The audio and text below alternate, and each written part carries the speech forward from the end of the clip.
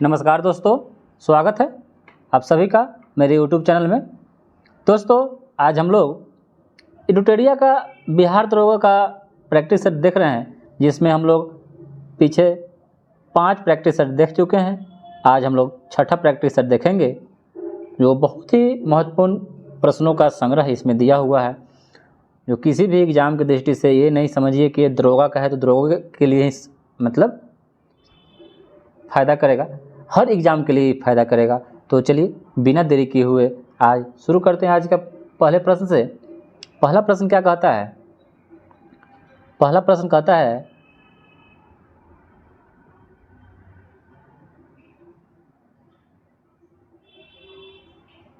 कि सिमुक निम्न वंशों में से किसका संस्थापक था? सिमुक किस वंश का संस्थापक था? तो जो सिमुक था वह सातवाहन वंश का संस्थापक था। और मौर्य वंश के बाद जो दक्षिण भारत में सबसे प्रभावशाली राजा सातवाहनों का हुआ। कौन हुआ? सातवाहन का हुआ। और सातवाहन वंश का संस्थापक कौन था? सिमुक था। चलिए अगला प्रश्न देखते हैं। अगला प्रश्न कहता है कि निम्नलिखित में से कौन सुमेलित नहीं है? तो सुमेलित कौन नहीं है? तो पहला ऑप्शन है उदयगिरी गुहा अभिलेख, जो प्रभावती गुप्त दिया हुआ है, मंदसौर अभिलेख समुद्रगुप्त, एहोल अभिलेख भानुगुप्त, इनमें से सभी। तो इनमें कोई सुमेलित नहीं है, तो इसका right answer option number D हो जाएगा। तो इसके बारे में अब जान लेते हैं कि सही इसका आंसर क्या होगा। तो उदयगिरी गुहा अभिलेख से संबंधित कौन राजा है? तो चंद्रगुप्त द्वितीय। कौन है? चंद्रगुप्त द्वितीय। कौन है? चंद्रगुप्त द्वितीय। मंदसौर अभिलेख से कौन है? मालवा नरेश यशोवर्मन। कौन है? मालवा नरेश यशोवर्मन। एहोल अभिलेख पुलकेशिन द्वितीय। तो इसका right answer option number D हो जाएगा। चलिए तीसरा प्रश्न देख लेते हैं कि इत सिंह भारत की यात्रा पर कब आया था? जो इत सिंह था वह भारत की यात्रा पर 7वीं शताब्दी में आया था। कब आया था? 7वीं शताब्दी में आया था। और ये भारत में आकर नालंदा विश्वविद्यालय में अपना शिक्षा ग्रहण किया, यहाँ से जानकारियाँ प्राप्त की। चलिए अगला प्रश्न है कि तंजौर का राजराजेश्वर मंदिर किसने बनवाया था? तंजौर का राजराजेश्वर मंदिर किसने बनवाया था? तो यह बनवाया था राजराज प्रथम ने। किसने बनवाया था? राजराज प्रथम ने बनवाया था। और राजराज प्रथम जो था वह शैव धर्म का अनुयायी था। शैव धर्म का अनुयायी था। और जो ये राजराजेश्वर तंजौर में स्थित है मंदिर है, यह शिव मंदिर है। कौन सा मंदिर है? शिव मंदिर है। राजराजेश्वर मंदिर शिव मंदिर है, जिसको राजराज प्रथम ने बनवाया था। अब पूछेगा कि राजराजेश्वर मंदिर जो है तंजौर में, इसका सर्वाधिक विस्तार किस काल में हुआ? तो चोल काल में हुआ था। इसका सर्वाधिक विस्तार जो था वह चोल काल में हुआ था। यह बहुत ही प्रसिद्ध हुआ था उस समय। चलिए अगला प्रश्न है कि निम्नलिखित में से अद्वैत वेदांत के अनुसार किसके द्वारा मुक्ति प्राप्त की जा सकती है? अद्वैत वेदांत के द्वारा या अनुसार किसके द्वारा मुक्ति प्रदान की जा सकती है? तो ज्ञान के द्वारा। अगर आपके पास ज्ञान है तो आप मुक्ति पा सकते हैं। चलिए अगला प्रश्न है कि चंद्रगुप्त द्वितीय के दरबार में कौन 9 रत्नों में शामिल नहीं थे? चंद्रगुप्त द्वितीय के दरबार में 9 रत्नों में कौन शामिल नहीं थे? तो यह थे पतंजलि, जो चंद्रगुप्त द्वितीय के शासनकाल में नहीं रहते थे। अभी आप अकबर के शासनकाल में भी 9 रत्न पढ़े हुए हैं, तो ये भी याद रख लीजिए कि प्राचीन काल में 9 रत्न चंद्रगुप्त द्वितीय के दरबार में रहते थे। अगला प्रश्न है कि किस वायसराय के समय बिहार में भारतीय राष्ट्रीय कांग्रेस का द्वितीय अधिवेशन गया में संपन्न हुआ था? भारतीय राष्ट्रीय कांग्रेस का INC का जो द्वितीय अधिवेशन गया में हुआ था, तो कहाँ हुआ था और किसके शासनकाल में हुआ था? तो ये लॉर्ड रीडिंग के शासनकाल में हुआ था। लॉर्ड रीडिंग के शासनकाल में हुआ था। लॉर्ड रीडिंग के शासनकाल में। चलिए अगला प्रश्न है कि प्रमुख विद्रोह और उसके नेता जो है ना, उसका सही मिलान करना है। फकीर विद्रोह जो 1776 से 77 तक चला था, इसके कौन थे? तो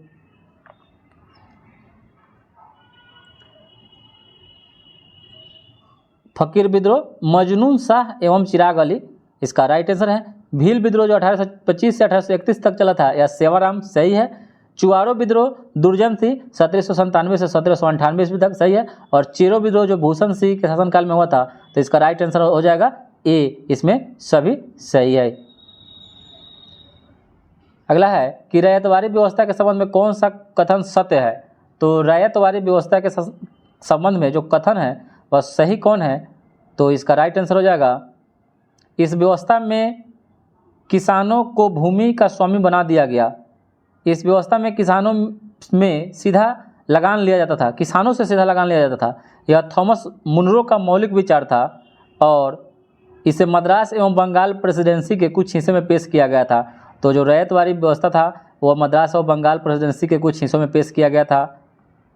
थॉमस मुनरो का मौलिक विचार था, रैयतवाड़ी व्यवस्था थॉमस मुनरो ने ही बनाया था और इस व्यवस्था में किसानों से सीधा लगान लिया जाता था और इस व्यवस्था में किसानों को भूमि का स्वामी बना दिया गया। तो इसका right answer option number D हो जाएगा। लॉर्ड माउंटबेटन को भारत का वायसराय कब नियुक्त किया गया? तो लॉर्ड माउंटबेटन को भारत का वायसराय कब नियुक्त किया गया? तो इनमें से ऑप्शन नहीं है, तो इनको किया गया था 1947 ईस्वी में। 24 मार्च 1947 ईस्वी को इनको गवर्नर जनरल नियुक्त किया गया था, याद रखिएगा 1947 में। महात्मा गांधी ने 1943 में मुख्य रूप से डैश के लिए उपवास किया था। तो उपवास यानी फास्टिंग किए थे। भारत छोड़ो आंदोलन के दौरान ब्रिटिश सरकार की हिंसा के खिलाफ विरोध प्रदर्शन के लिए महात्मा गांधी 1943 में मुख्य रूप से उपवास किए थे। अगला है कि असहयोग आंदोलन के कार्यक्रम में कौन सा कार्य शामिल नहीं था? असहयोग आंदोलन के कार्यक्रम में कौन सा कार्य शामिल नहीं था? तो यह था संवैधानिक साधनों के माध्यम से स्वरोजगार प्राप्त करना, यह शामिल नहीं था। बाद बाकी सरकारी कामकाज का बहिष्कार, सरकार को पुरस्कार लौटाना और सरकारी शिक्षा संस्थानों का बहिष्कार करना, यह तीनों शामिल था। अगला प्रश्न है कि भारतीय संविधान में राष्ट्रपति द्वारा संयुक्त अधिवेशन निम्न में से किस विधेयक के संदर्भ में बुलाया जा सकता है? तो संयुक्त अधिवेशन अनुच्छेद 108 के तहत बुलाया जाता है, यह मालूम होना चाहिए। राष्ट्रपति बुलाते हैं लेकिन इसकी अध्यक्षता लोकसभा अध्यक्ष करते हैं। तो किस संदर्भ में बुलाया जा सकता है? तो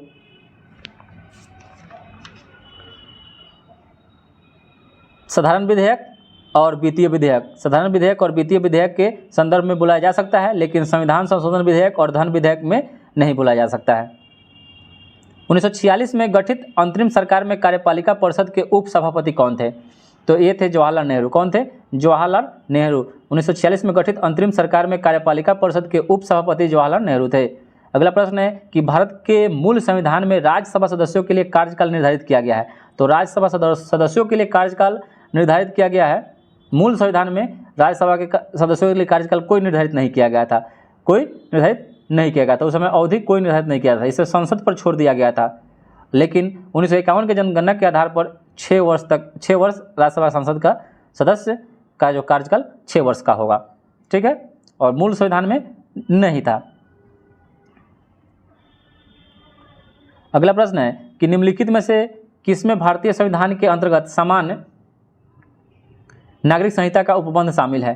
तो सामान्य नागरिक संहिता का जो उपबंध शामिल है वह नीति निर्देशक तत्वों में, जो 36 से 51 तक अनुच्छेद में है, इसी में है आपका सामान्य नागरिक संहिता। अगला प्रश्न है निम्नलिखित में से किस निकाय का भारतीय संविधान में उल्लेख नहीं है?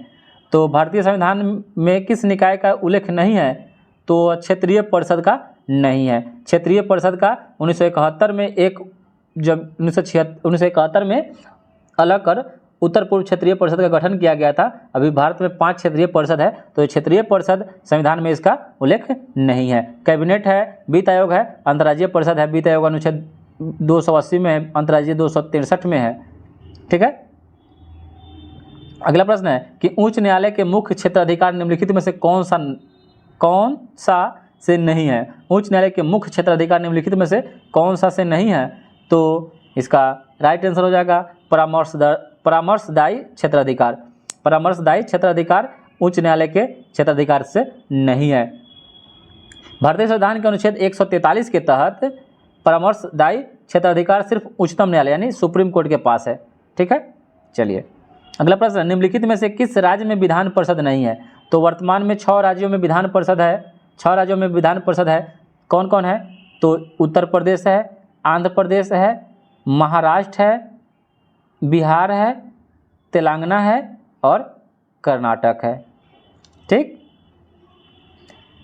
तो इसका राइट आंसर हो जाएगा तमिलनाडु में नहीं है। अगला प्रश्न है पंचायत चुनाव कराने का निर्णय किसके द्वारा लिया जाता है? पंचायत चुनाव कराने का निर्णय जो लिया जाता है वह राज्य सरकार के द्वारा लिया जाता है, अनुच्छेद 243 के तहत।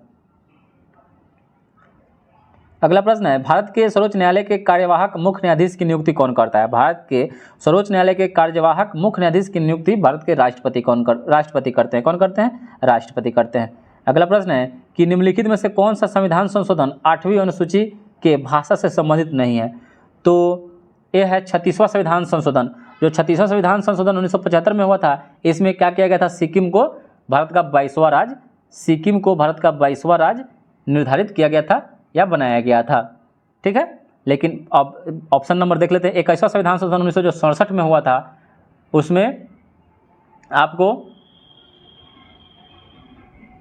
सिंधी, कोंकणी, मणिपुरी, नेपाली भाषा को जोड़ा गया था।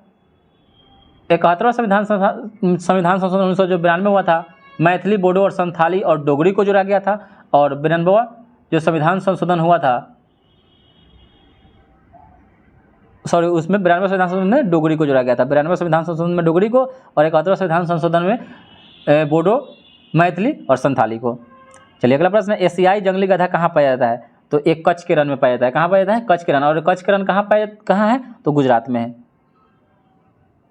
चलिए अगला प्रश्न है कि विश्व मौसम विज्ञान संगठन का मुख्यालय कहाँ स्थित है? विश्व मौसम विज्ञान संगठन का मुख्यालय कहाँ स्थित है? तो यह है जिनेवा में। और जिनेवा कहाँ है? तो स्विट्जरलैंड में है। और इसकी स्थापना कब हुई थी? तो 1950 में हुई थी। यह यूएनओ की एक इकाई है।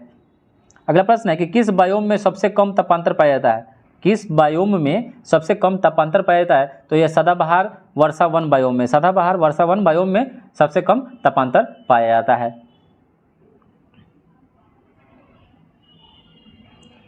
अगला प्रश्न है कि निम्नलिखित में से किस शहर को निरंतर बहने वाले झरनों का शहर कहा जाता है? निरंतर बहने वाले झरनों का शहर कियोटो को कहा जाता है।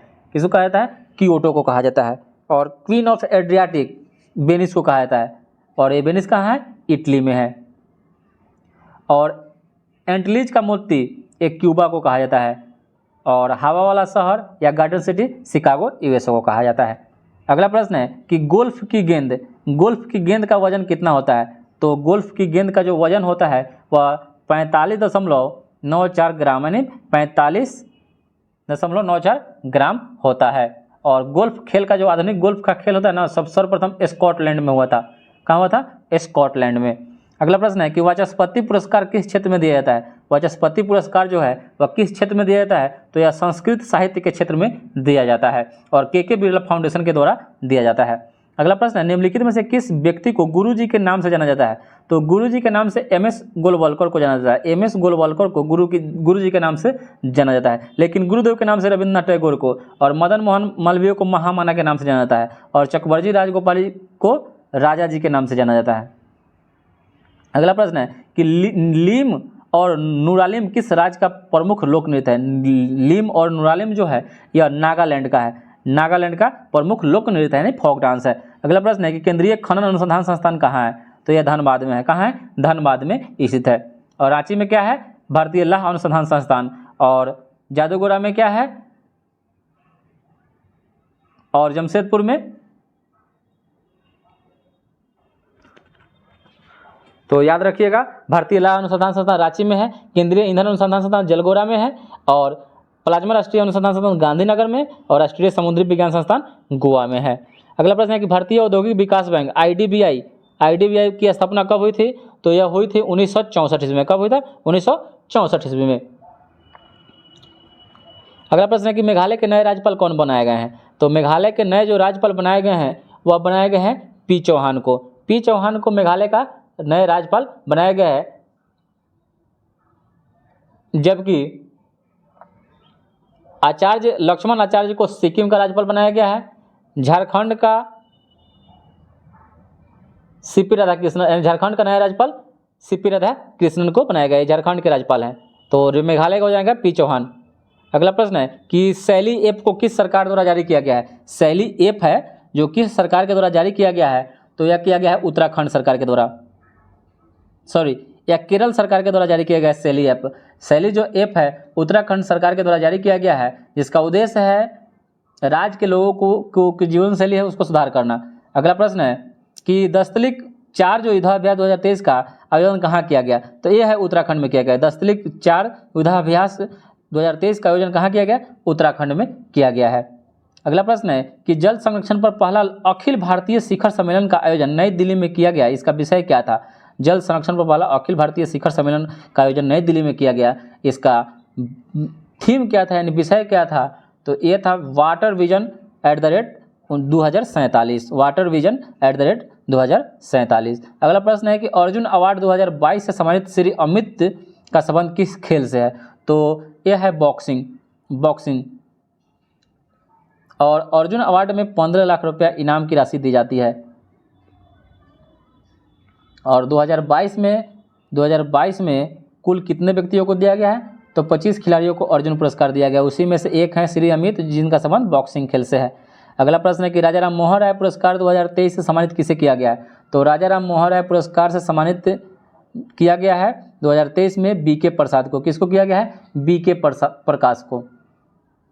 प्रसाद को। अगला प्रश्न है कि राष्ट्रमंडल खेल 2022 में सबसे कम उम्र के एथलीट कौन थे? राष्ट्रमंडल खेल 2022 में सबसे कम उम्र के एथलीट कौन थे? तो ये थे अनाहत सिंह। कौन थे? अनाहत सिंह, जिनका संबंध स्क्वैश खेलते हैं, स्क्वैश।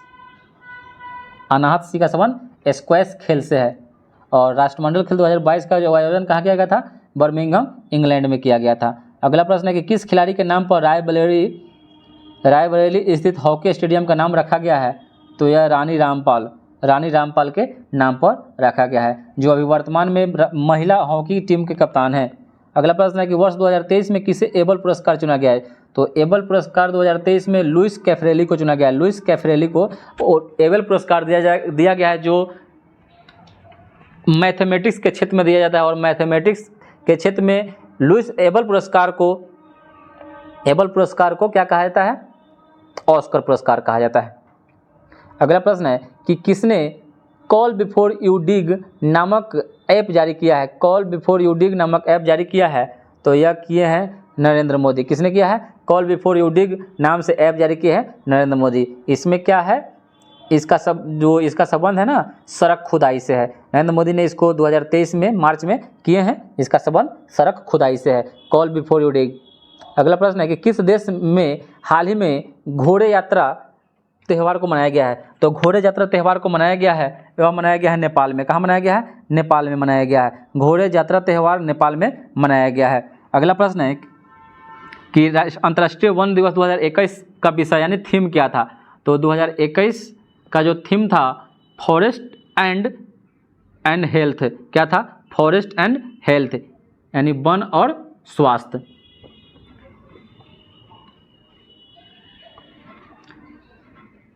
अगला प्रश्न है कि एनबीडी के नए सदस्य देश के रूप में किसे शामिल किया गया है? एनबीडी के सदस्य देश के रूप में मिस्र को शामिल किया गया है। तो हाल ही में ब्रिक्स न्यू डेवलपमेंट बैंक के नए सदस्य के रूप में मिस्र को शामिल कर लिया गया है। और ब्रिक्स की स्थापना 2009 में हुई थी। कब हुई थी? 2009 में हुई थी। अगला प्रश्न है कि हाल ही में किस सांसद की सदस्यता लोकसभा सचिवालय द्वारा निरस्त कर दिया गया है? तो राहुल गांधी की कर दी गई है। राहुल गांधी की सदस्यता रद्द कर दी गई है। जनप्रतिनिधि अधिनियम 1951 के धारा 8 के 3 के तहत लोकसभा सदस्य एवं कांग्रेस नेता राहुल गांधी की सदस्यता को रद्द कर दी गई है। राहुल गांधी को सूरत कोर्ट में मानहानि मुकदमे में 2 साल की सजा सुनाई गई, उसके बाद इनकी लोकसभा सदस्यता रद्द कर दी गई। अगला प्रश्न है कि हाल ही में जियो सिनेमा के ब्रांड एम्बेसडर कौन बनाए गए हैं? तो जियो सिनेमा के ब्रांड एम्बेसडर सूर्य कुमार यादव को बनाया गया है। अगला प्रश्न है कि डीजल परिवहन के लिए मैत्री पाइपलाइन जिसकी लंबाई 131 किलोमीटर है, मैत्री पाइपलाइन या किन 2 देशों के बीच में संबंधित है? तो यह भारत और बांग्लादेश के बीच में है मैत्री। और ऐसे मैत्री एक्सप्रेस भी चलता है, तो मैत्री पाइपलाइन भारत और बांग्लादेश के बीच में। कन्फ्यूजन होने की बात नहीं है इसमें। वीडियो अच्छा लग रहा हो तो लाइक और सब्सक्राइब करते चलिएगा दोस्तों, बाद में आप लोग नहीं करते हैं। ऑस्ट्रेलियन ओपन 2023 महिला एकल का खिताब किसने जीता है? ऑस्ट्रेलियन ओपन 2023 महिला एकल का खिताब एरिना सबलेंका जीती है। कौन जीती है? Arena Sabalenka. और पुरुष में पूछ दे तो नोवाक जोकोविच। अगला प्रश्न है कि हाल ही में किस राज्य ने 19 नए जिलों का गठन का ऐलान कर दिया है? हाल ही में किस राज्य ने 19 नए जिलों का गठन का ऐलान कर दिया है? तो है राजस्थान। कौन है? राजस्थान ने 19 नए जिलों का गठन कर दिया और वहाँ के राजस्थान के मुख्यमंत्री अशोक गहलोत ने ये बात की है। तो इसके बाद वहाँ राजस्थान में टोटल अब 50 हो जाएंगे जिलों की संख्या। अगला प्रश्न है कि ग्लोबल फायर इंडेक्स 2023 में भारत का स्थान कितना है।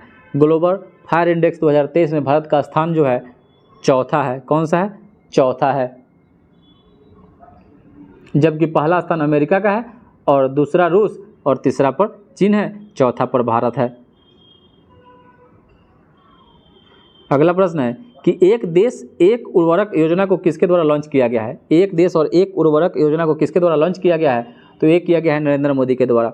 अगला प्रश्न है कि कुल वाहनों में 30% इलेक्ट्रिक वाहन करने का लक्ष्य भारत सरकार के द्वारा कब तक रखा गया है। भारत में जितना भी वाहन है उसमें 30% इलेक्ट्रिक वाहन करने का लक्ष्य रखा गया है। यह कब तक रखा गया है? तो यह 2030 तक रखा गया है। 2030 तक 30% यानी 100 गाड़ी जो होगी उसमें से 30% जो गाड़ी होगी वह इलेक्ट्रिसिटी से चलेगी। अगला प्रश्न है कि Australian of the year 2023 award से किसे सम्मानित किया गया है। तो Australian of the year 2023 award से सम्मानित किया गया है अमर सिंह को। किसको किया गया है? अमर सिंह को। तो यह अवार्ड उनको प्राकृतिक आपदा क्षेत्र में सहायता के लिए दिया गया है। अगला प्रश्न है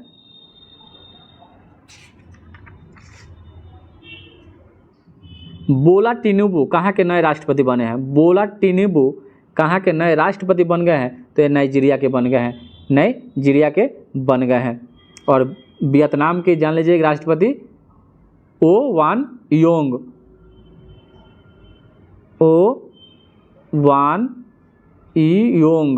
को वहाँ का राष्ट्रपति बनाया गया है वियतनाम का। अगला प्रश्न है कि विश्व की सर्वाधिक शक्तिशाली महिलाओं की सूची में कितनी भारतीय महिला को शामिल किया गया है। तो वैसे कितनी महिलाएं भारत की है जो शक्तिशाली महिलाओं की सूची में है? तो 6। और 6 में कौन कौन है जान लीजिए। निर्मला सीतारमण जो अभी वित्त मंत्री है, रोशनी नाडर, किरण मजुमदार, फागुनी नायर और माधवपुरी बुच तथा सोमा मंडल शामिल है। तो शक्तिशाली महिलाओं में भारत की तरफ से 6 महिलाओं को शामिल किया गया है। अगला प्रश्न है कि हाल ही में वाई के अलग का निधन हो गया है। वाई के अलग बहुत ही इंपॉर्टेंट क्वेश्चन है। वाई के अलग का निधन हो गया है, जिनका संबंध किस क्षेत्र से था? तो अर्थशास्त्री थे। कौन थे? अर्थशास्त्री थे। अगला प्रश्न है कि एक प्रभावी कोरियोलिस बल किसके कारण होता है। एक प्रभावी कोरियोलिस बल किसके कारण होता है? तो पृथ्वी के घूर्णन के कारण होता है। किसके कारण? पृथ्वी के घूर्णन के कारण होता है। अगला प्रश्न है कि सारगैसो सागर कहाँ स्थित है। तो सारगैसो सागर उत्तरी अटलांटिक महासागर में स्थित है। उत्तरी अटलांटिक महासागर में सारगैसो सागर स्थित है। अगला प्रश्न है कि विश्व का सबसे ऊंचा ज्वालामुखी कौन है। तो विश्व का सबसे ऊंचा जो ज्वालामुखी है उसका नाम है कोटोपैक्सी, माउंट कोटोपैक्सी, जो कहाँ है? इक्वाडोर में स्थित है। अगला प्रश्न है कि किन क्षेत्रों में मृदा क्षरण की एक बड़ी समस्या है, यानी मृदा कटाव।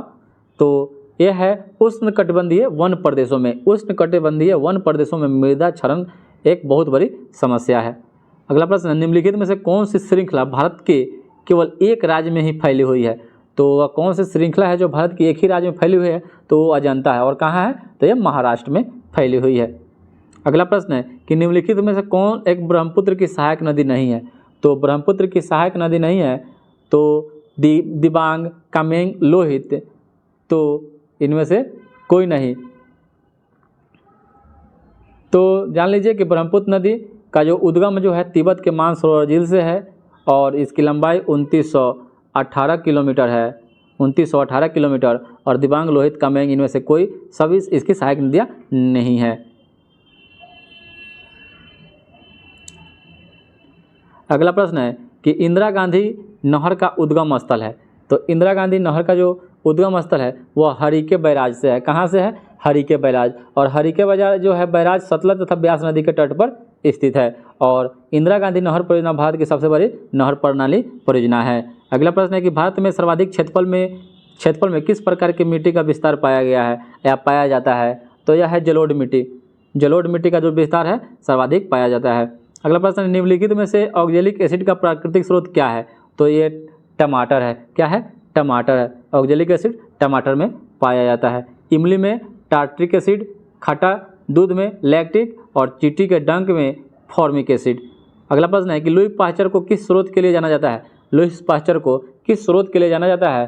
तो यह रेबीज का टीका बनाने के लिए लुईस पास्चर को जाना जाता है, या दूध के प्रसंस्करण के लिए, दोनों के लिए लुईस पास्चर को जाना जाता है।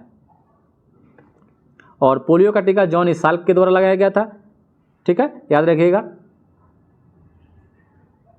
और चेचक के लिए, चेचक के टीका की खोज एडवर्ड जेनर। अगला प्रश्न है कि पौधे में ऊर्जा का अंतिम स्रोत क्या है? तो पौधे में ऊर्जा का जो अंतिम स्रोत है वह क्या है? वह है क्लोरोफिल। क्या है? क्लोरोफिल। और क्लोरोफिल में क्या पाया जाता है? तो मैग्नीशियम पाया जाता है, याद रखिएगा।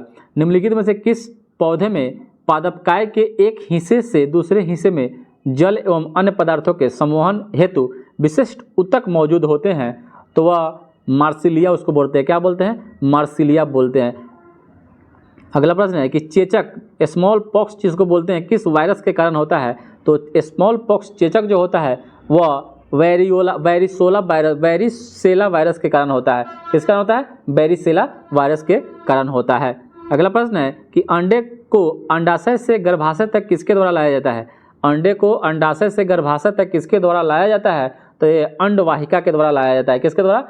अंडवाहिका, जिसको फैलोपियन ट्यूब कहा जाता है, जो स्त्रियों में पाया जाता है। अगला प्रश्न है कि अस्थि कोशिकाएं एक हार्ड मैट्रिक्स में अंतः स्थापित होती है जो निम्न में से किसका बना होता है? अस्थि कोशिकाएं का एक हार्ड मैट्रिक्स में अंतः स्थापित होती है जो किसका बना होता है? तो Ca और P यानी कैल्शियम और फास्फोरस का बना होता है। कैल्शियम और फास्फोरस का बना होता है। अगला प्रश्न है कि निम्नलिखित में से कौन सा अंग मनुष्य के उत्सर्जन तंत्र का भाग नहीं है? तो उत्सर्जन तंत्र का जो भाग नहीं है वह गर्भाशय है।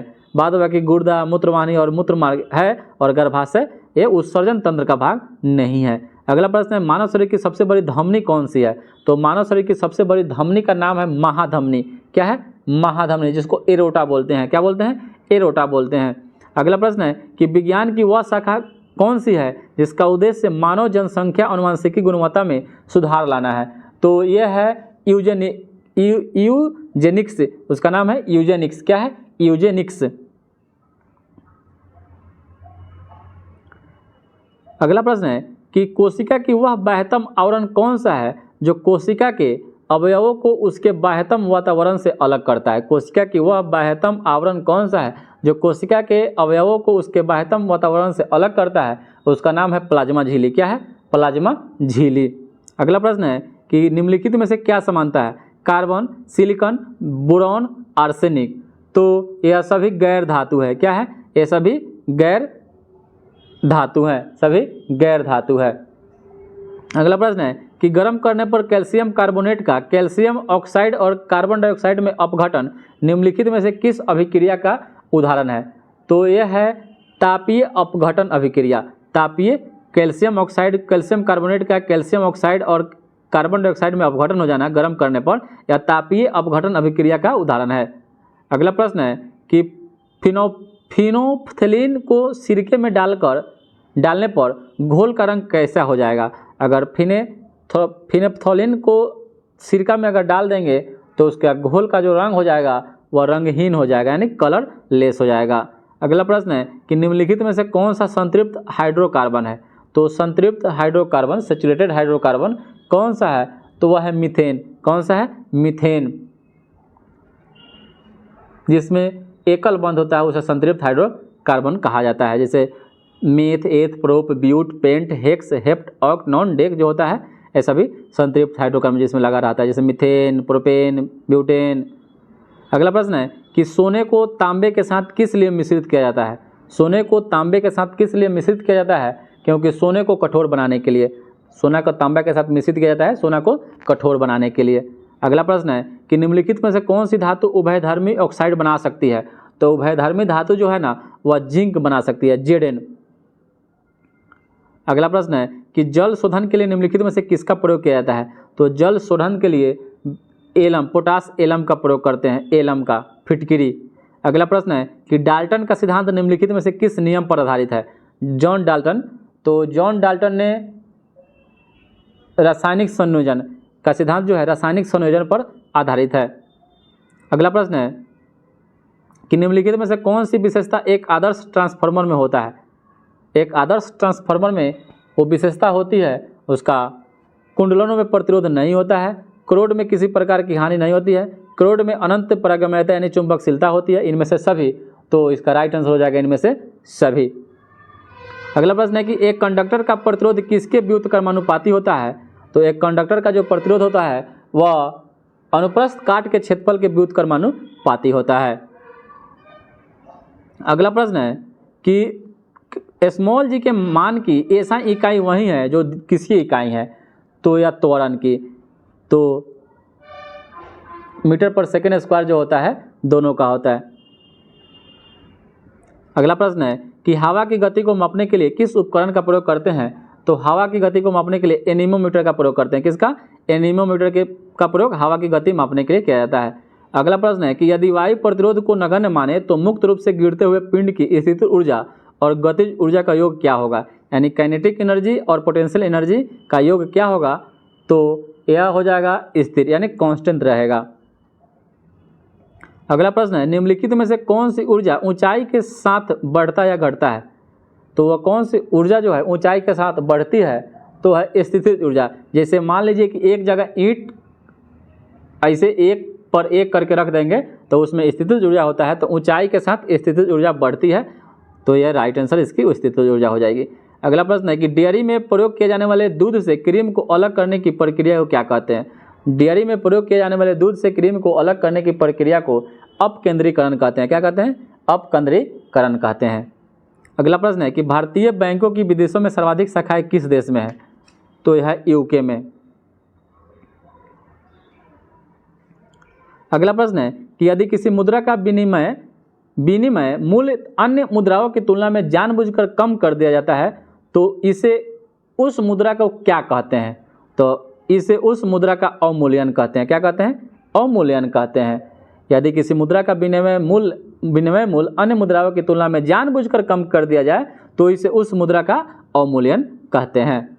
अगला प्रश्न है कि सीमांत उत्पादकता के संबंध में कौन सा कथन सत्य है? तो सीमांत उत्पादकता या शून्य हो सकता है या ऋणात्मक हो सकता है। तो इसका राइट आंसर है 1 और 2 दोनों सही है। 1 और 2 यानी ये शून्य भी हो सकता है और ऋणात्मक भी हो सकता है सीमांत उत्पादकता। अगला प्रश्न है कि किस पंचवर्षीय योजना का मूल उद्देश्य तीव्रतम एवं समावेशी विकास था? तीव्रतम एवं समावेशी विकास यह था 11वीं पंचवर्षीय योजना का मूल उद्देश्य था, जिसका औसत वृद्धि दर 8.3% रहा था। और अंतिम पंचवर्षीय योजना 12वीं पंचवर्षीय योजना था जो 2012 से लेकर 2017 तक चला था। तो चलिए आज के लिए इतना ही, फिर मिलते हैं दूसरे सेट को लेकर। तब तक के लिए जय हिंद, वंदे मातरम। अगर वीडियो अच्छा लगा हो तो लाइक और सब्सक्राइब जरूर कीजिएगा दोस्तों। चलिए ठीक है।